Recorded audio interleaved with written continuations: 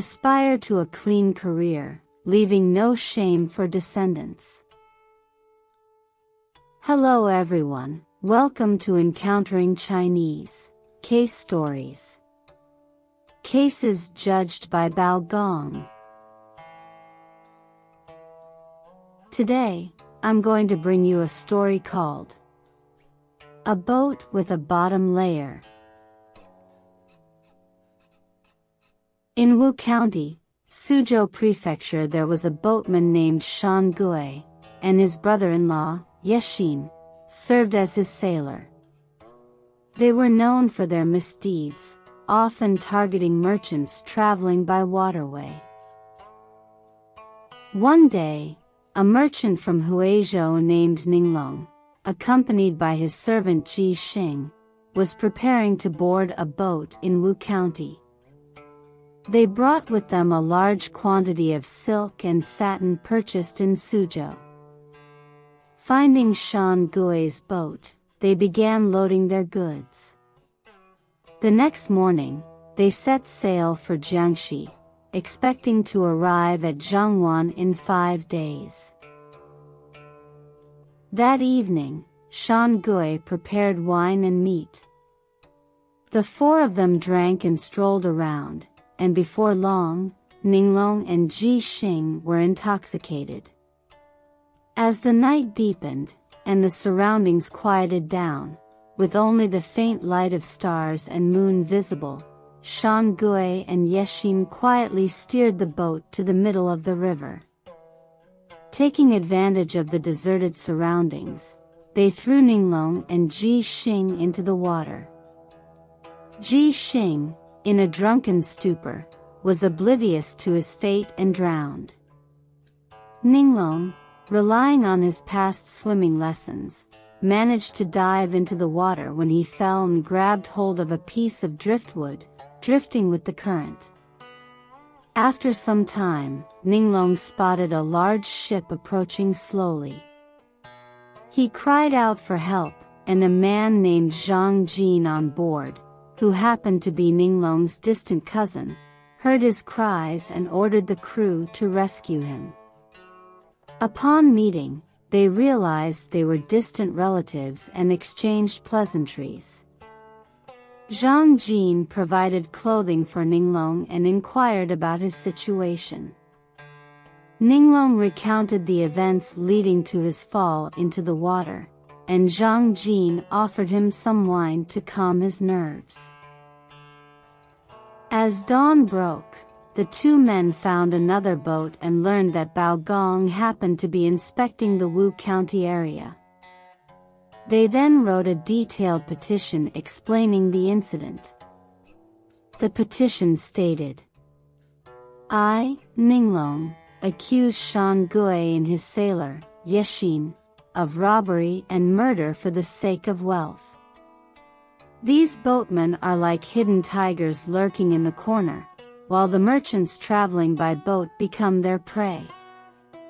I came to this place as a merchant, accompanied by a servant.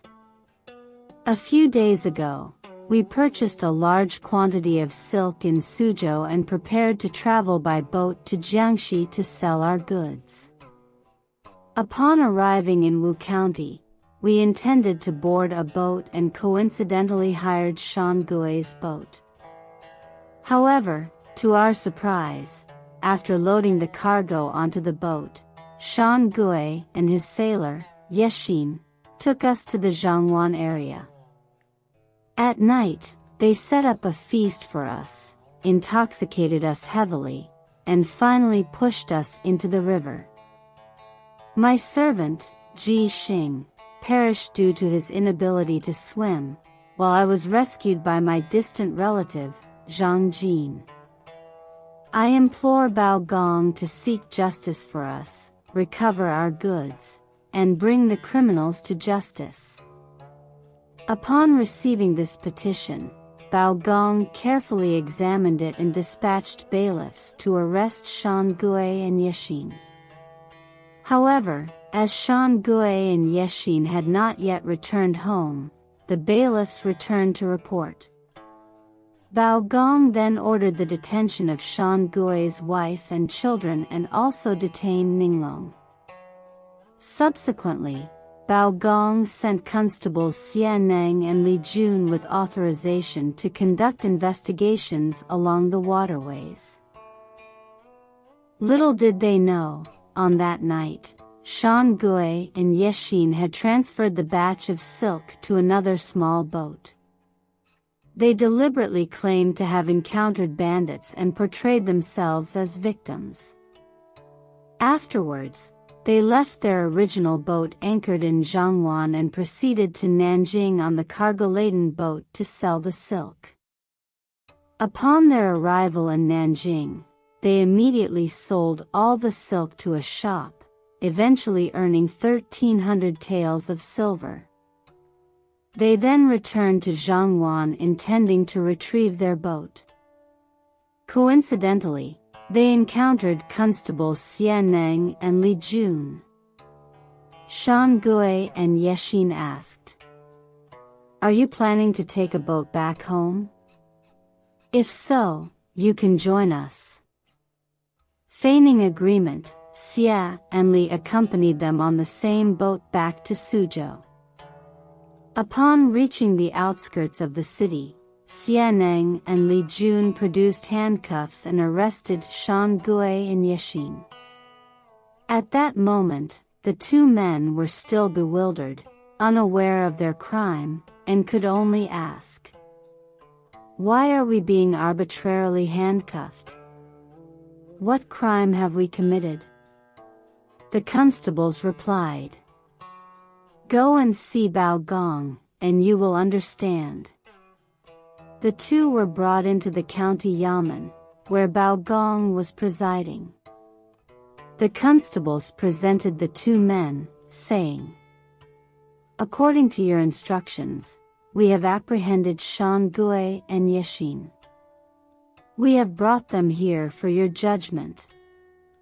Bao Gong then sent 4 bailiffs back to Shan Gui's boat to move all the items on board to the yamen.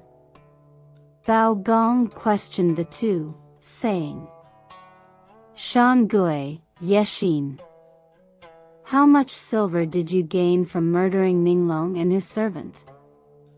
Shan Gui replied, "I have never harmed anyone, and I do not know who Ninglong is." Bao Gong retorted, "Someone has claimed that you took Ninglong and his servant to Jiangxi and murdered them along the way.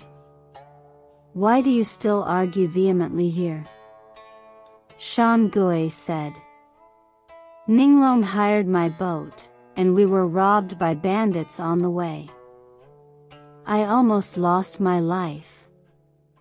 I barely survived. How could I have plotted against others?" Bao Gong angrily declared, "You two pushed them into the river after getting them drunk. How dare you still deny it? Each of you will receive 40 heavy beatings." Yexin said, "As a boatman, I did feel uneasy about not protecting my employer's property. But now, with no one accusing us and no evidence proving our guilt, there is simply no basis for these accusations. You are unjustly punishing us." After a moment of silence, Bao Gong said, "We will end here for today. If you refuse to confess, I will bring out the torture instruments." Although Shan Gui and Yexin endured the punishment, their expressions remained unchanged, and they continued to argue. At that moment, the bailiffs brought out the luggage from the boat and displayed them one by one in the court. The clerk then brought Ninglong out to identify the items, but none of the items he previously mentioned were present, not a single tael of silver, nor a single piece of silk. Seeing the items displayed in court, Shan Gui exclaimed, "Ninglong, you are truly wicked. Why did you not accuse those thieves who robbed you that night instead of falsely accusing us? You are being unreasonable. Ninglong replied. There were no thieves that night. You and your accomplice got us drunk and pushed us into the river. You must have hidden the goods elsewhere, hence your stubborn denial. Seeing the two men argue, Bao Gong hesitated for a moment, realizing that if Shan Gui and Yexin had indeed plotted against Ninglong and his servant, how could there be no evidence left on the boat? Where could the goods have been stored? Unable to explain many questions, Bao Gong could only order the bailiffs to temporarily detain both the accusers and the accused. The next morning, Bao Gong ascended the court and ordered the bailiffs to bring Shan Gui and Yexin. He then separated them, with Shan Gui standing in the east corridor and Yexin in the west corridor. Bao Gong first asked Yexin. You claimed that the boat was robbed by bandits that night. How many thieves were there? What kind of clothes were they wearing? What did they look like? Yexin replied. It was probably around 3 in the morning that day, and the 4 of us were sleeping on the boat. Suddenly, a tall and burly bandit, dressed in green clothes with painted faces, boarded the boat first. Then, 3 small boats surrounded us, and Ninglong and his servant were scared and jumped off the boat, while Shan Gui and I hid at the stern. After the bandits boarded the boat, they even beat me up. I pleaded multiple times, saying, I am the boatman. Only then did the bandit let go, and they robbed our goods. Now Ninglong falsely accuses us. It's truly sinister. Bao Gong said. You can wait in the west corridor. Then, Bao Gong called Shan Gui and asked him. You claimed that the boat was robbed by bandits that night. How many thieves were there? What kind of clothes were they wearing? What did they look like? Shan Gui replied. It was probably around 3 in the morning that day, and the bandits forced our boat into the middle of the river. Immediately, 7 or 8 small boats surrounded us. A young man in red clothes jumped onto the boat, pushed Ninglong and his servant into the water, and even tried to push me down too. I quickly said, I am not a merchant, I am the boatman. Only then did he let go, or else I would have been doomed. Bao Gong found that the 2 suspects' testimonies were inconsistent, so he decided to bring them both to court. The 2 said, Since you accuse us of seeking wealth, but we haven't returned home since then, where could we hide the goods? They continued to deny their guilt. Bao Gong, at a loss, could only order them to continue to be detained. He personally went to the boat to inspect, but found it empty. He carefully examined the cabin and the deck, and finally found a seam on the bottom of the boat that seemed to hide something. He ordered it to be broken open with axes, revealing clothes, utensils, and 2 boxes full of silver inside. Bao Gong again asked Ninglong to identify the items. Ninglong said, Last time, the items you asked me to look at were not mine. But these are all mine, except for this new box I don't recognize. Bao Gong then brought Shan Gui and Yexin and asked, Whose are these stolen goods? Shan Gui replied, These items were all deposited here by previous customers and have nothing to do with us. Ninglong said. You said they were deposited by others, but the left side of these old boxes inside is all engraved with the name of my family's shop. Didn't you see that? Bao Gong ordered them to be opened and indeed found Ninglong's shop name engraved. Thus, Shan Gui and Yeshin were sentenced to 60 lashes each. Unable to withstand the punishment, they confessed. They also admitted to selling the silk in Nanjing, exchanging it for 1,300 taels of silver, split into 2 boxes, originally intended for 1 box each.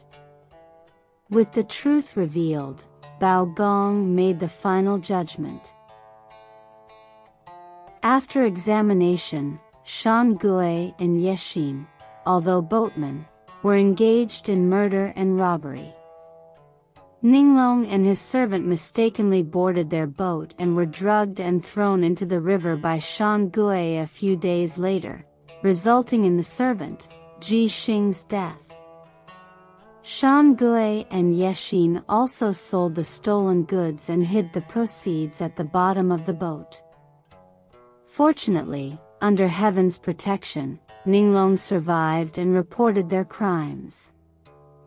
Now that the truth has come to light, Shan Gui and Yeshin are sentenced to death, and the stolen goods are returned to their rightful owner. With the judgment concluded, Shan Gui and Yeshin were beheaded, justice was served, and 2 hidden evildoers were removed from society. Alright. Today's case story, A Boat with a Bottom Layer, concludes here. If you enjoyed it, please like and subscribe. Feel free to leave your comments and share with others. See you again in the next issue.